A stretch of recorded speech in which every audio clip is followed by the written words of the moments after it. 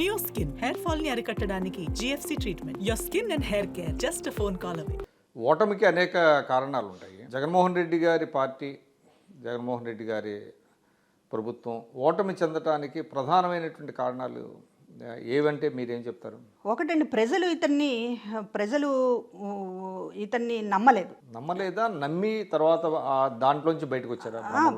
ముందు ఒక ప్రమాదకరంగా భావించారు. ఎందుకంటే నిజంగా నమ్మారు కాబట్టి ఆయనకి 150 మొదటిలో 2019లో అధికారంలోకి రావడానికి ఆయన ఖచ్చితంగా ఒక నాయకత్వం, మంచి నాయకత్వం చూపిస్తారనేటటువంటి నమ్మడం వల్ల, అదేవిధంగా ఆ రోజు ప్రకటించినటువంటి సంక్షేమ పథకాలకు సంబంధించినటువంటి ఆకర్షితం అవడం వల్ల ఒక డిఫరెంట్గా ఒక అవకాశం ఇచ్చి చూడాలి కదా, ఇంతకాలం రాజకీయాల్లో పోరాడుతున్నాడు కదా అనేటటువంటిది సానుభూతి, ఇది ఆయన ప్రజల దగ్గర వ్యవహరించినటువంటి పద్ధతి, ఇవన్నీ చూసి ప్రజలే కాదు, మేమే కాదు, ప్రజలు కూడా నమ్మారు, ఒక మాయాలోకంలో నడిపించారు. కానీ ఎప్పుడైతే అధికారంలోకి వచ్చారు, ముఖ్యమంత్రి అయిన తర్వాత ఆయన అసలు స్వభావం అనేటటువంటి తెలిసింది.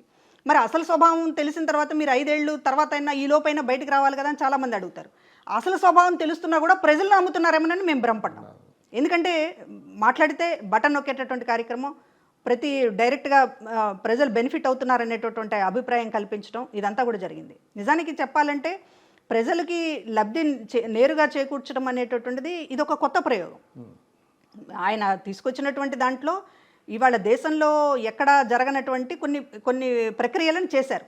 కానీ ఇక్కడ జరిగింది ఏంటంటే, ఒక వీరప్పను ఎట్లా అయితే తన సామ్రాజ్యాన్ని కాపాడుకోవడానికి కొన్ని గ్రామాలని తనకు అనుకూలంగా ఎట్లయితే మార్చుకుంటాడో, వీరప్పన్ జోలికి వెళ్ళాలంటే వీరప్పన్ ఎక్కడ ఉంటాడో తెలుసు, వీరప్పన్ ఏం చేస్తాడో తెలుసు, ఎలా వెళ్ళాలో తెలుసు. కానీ వెళ్ళడానికి అక్కడ మధ్యలో ప్రజలు అడ్డుపడతారు. వీరప్పని కాపాడడానికి కోసం కొంతమంది ప్రాణాలు త్యాగం చేయడానికి కూడా సిద్ధపడతారు. ఆ మూడ్లోకి ప్రజలను తీసుకెళ్లాలని ఇక్కడ జగన్మోహన్ రెడ్డి గారు ఒక పథక రచన చేశారు. డైరెక్ట్గా బెనిఫిట్ స్కీమ్స్ అనేటటువంటిది బటన్ నొక్కాడు. 138 సార్లు నేను బటన్ నొక్కాను, మీరు 2 సార్లు నాకు బటన్ నొక్కండి, క్విట్ ప్రోకో చేయండి అని చెప్పేశాడు. Open call. అంటే మొత్తం 5 ఏళ్ల పాటు నువ్వు బటన్ నొక్కింది, చివరిలో 2 బటన్లు నొక్కించడానికి అనేటటువంటిది చాలా ఓపెన్. 5 ఏళ్ల పాటు ఓట్లు కొన్నాననేట కదా ఆయన చెప్పింది. కానీ దానివల్ల ఏమైందంటే ప్రజలు ఈయన పట్ల కన్సెంట్ అనేటటువంటిది, అంటే ఇప్పటిదాకా మనల్ని ఎవరు కూడా ఇంతగా సహాయం చేయలేదు కదా అనేటటువంటి దాంతో నాకు కట్టుబడి ఉంటారు, ఖచ్చితంగా నాకే వేస్తారు, నేనే గెలుస్తాను అనేటటువంటి ఒక భ్రమలో ఉండిపోయారు. కానీ ప్రజలు ఏమనుకున్నారంటే, డబ్బులు ఇచ్చి మమ్మల్ని కొనుక్కోవాలని చెప్పి నువ్వు ప్రయత్నం చేశావు, డబ్బులు ఇచ్చి కొనుక్కునేటటువంటి ప్రయత్నంలో నువ్వు చాలా దోపిడీలు చేసావు అనేటటువంటి ప్రజలకు అర్థమైంది. వాళ్ళ కళ్ళ ముందు ఇసుక, వాళ్ళ కళ్ళ ముందు రోడ్లు, వాళ్ళ కళ్ళ ముందు మద్యం, వాళ్ళ కళ్ళ ముందు మైన్స్, గనులు ఎవరు తవ్వుకుంటున్నాడు, కొండలు ఎవరు తవ్వుతున్నారు, ఇసుక ఎవరు దోచుకుంటున్నాడు, ఇదంతా మొత్తం జగన్మోహన్ రెడ్డి గారికి డైరెక్ట్గా అందుతోంది అనేటటువంటిది ఎమ్మెల్యేలే చెప్తున్నారు. మాకేం లేదు అని వాళ్ళే చెప్తూ ఉన్నారు.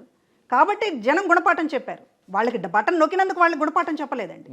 బటన్ నొక్కామనేటటువంటి పేరుతోటి, నాకు 10 రూపాయలు ఇచ్చాను అనేటటువంటి పేరుతోటి మొత్తం రాష్ట్రాన్ని దోచుకున్నావు నువ్వు జగన్మోహన్ రెడ్డి. నువ్వు అత్యంత ప్రమాదకరమైనటువంటి వాడు రాజకీయ నాయకుడివి.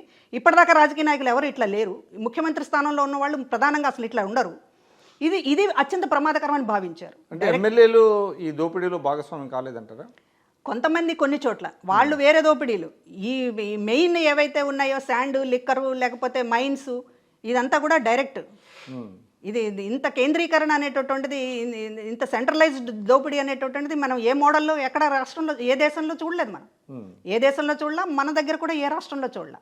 కొత్త మోడల్ ఇంప్లిమెంట్ చేశాడు. అంటే ఆయన స్కెచ్, ఆయన మైండ్, ఆయన ఇంటలెక్చువాలిటీ అంతా ఈ 5 ఏళ్ళు పనిచేసిందంతా కూడా దీని మీద పెట్టారు. అందుకని సిస్టమ్స్ ఏవి పనిచేయాల. పార్టీ సిస్టమ్ లేదు, గవర్నమెంట్ సిస్టమ్ లేదు, ఏ డిపార్ట్మెంట్కి ఒక సిస్టమ్ లేదు. ఎందుకంటే ఈ గాడిని పెట్టాల్సినటువంటి ఆ రోల్ ఆయన పోషించలే. ఆయన చేసిందంతా కూడా కొత్త పోకడలు ఎట్లా పోవాలి దోచుకోవడంలో, దీనికి సంబంధించినటువంటి మొత్తం సెంట్రలైజ్డ్గా అందరి దగ్గర నుంచి 4 మనుషులను ఎలా పెట్టుకోవాలి, వాళ్ళ దగ్గర నుంచి ఎట్లా లాక్కోవాలి, వాళ్ళ కొంత చిల్లర ఎలా పడేయాలి, దీనికి సంబంధించినటువంటి ఒక బిగ్ స్కెచ్ వేయడం. ఎందుకంటే ఇప్పటిదాకా ఎవరు చేయలేదు కాబట్టి ఈయన క్రియేటర్ కదా, కాబట్టి చాలా టైం పెట్టాలి, చాలా హోంవర్క్ చేయాలి. సాయంత్రం 5 అయితే ఎందుకు ఆఫీస్ నుంచి ఇంటికి వెళ్తారు అని అంటే, మరి ఇవన్నీ ఎవరు ఎక్సర్సైజ్ చేయాలి? ఆయన ఒకడే కూర్చుని, లేకపోతే ఇట్లాంటి దీనికి సంబంధించినటువంటి ఒక లాబియింగ్ వాళ్ళని పిలుచుకుని దీన్ని ఎలా చేయాలి ఏంటి, ఇదే సరిపోయింది 5 ఏళ్ళు. అంటే కూడికలు తీసివేతలు బిజీగా ఉండేవాడా? అంతే కదా, అంతే అనుకోవాలి. ఎందుకు సిస్టమ్ దెబ్బతిన్నది ఇక్కడ?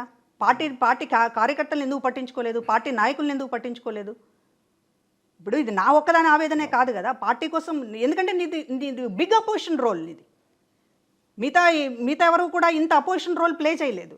అపోజిషన్లో నానా కష్టాలు పడినటువంటి పార్టీ నీ నాయకత్వంలోనే జరిగింది. కార్యకర్తలు కానీ నాయకులు కానీ అన్ని రకాలుగా నష్టపోయినటువంటి పరిస్థితి తీసుకొచ్చింది నువ్వు.